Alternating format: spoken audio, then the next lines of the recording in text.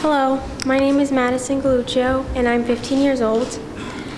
We are battling marriage equality today, something I definitely intend on winning. We're here because a lot of people think that my family is different, and you want to make us feel different, don't you? Because I feel different, because you want us to feel different. You give us a civil union. I don't know what that is. As 15, I try to understand what it is. I don't understand, and it's very hard for me to explain to my friends. It's very hard that I can't tell them, oh yeah, I have gay dads and they're married just like your parents, but they're not, and you don't give me the right to say that. I do have to say that New Jersey has made me feel discriminated, like I'm some sort of outcast. But guess what, New Jersey? I'm no outcast. I'm Madison Galluccio, and I'm part of the Galluccio family. My parents will be married, and I will make sure that this happens till the day that I die. So please, will you help me? Help me feel equal.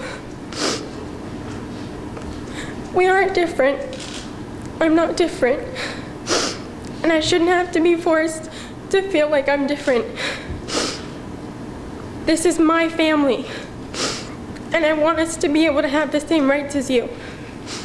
So New Jersey, please give me my freedom. Thank you. Hi, my name's Adolph Galluccio. My wife Dorothy's here, my wife of 51 years, and we're the proud parents of Michael Galluccio. As a matter of fact, on the way down here today, I learned in the car it was Groundhog's Day, and I said to my wife, I said, you know, we've been in the shadow with this gay rights issues for years, but there comes a time when you got to step out of the shadows.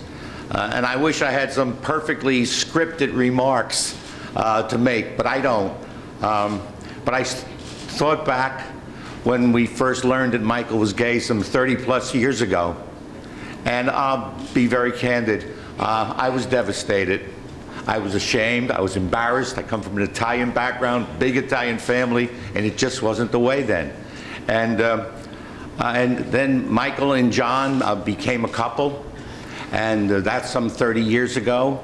And for the first year or two, I found it a little difficult. We used to go on vacations. I remember we're in Italy and we're in churches and we're praying that Michael would change. He didn't.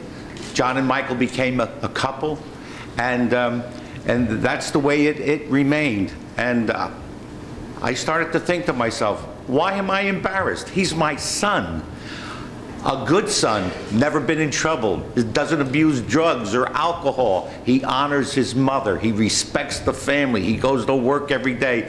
The only thing I didn't like about him, I'm a loyal Democrat. He was a Republican. But aside from that, I says, what am I, stupid? And I loved him. I don't care what the rest of the world thought. We raised 4 children, 3 heterosexual and Michael. They all get along great. They're a good family.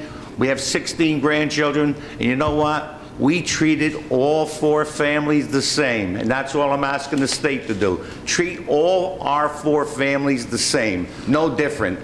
And if Michael and John are relegated to be a second-class family, then most respectfully, and at the risk of being dramatic, we ought to take the stars and stripes off that flag, because this country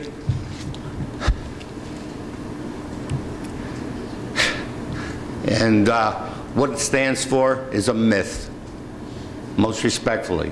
And just let me end with one last thought.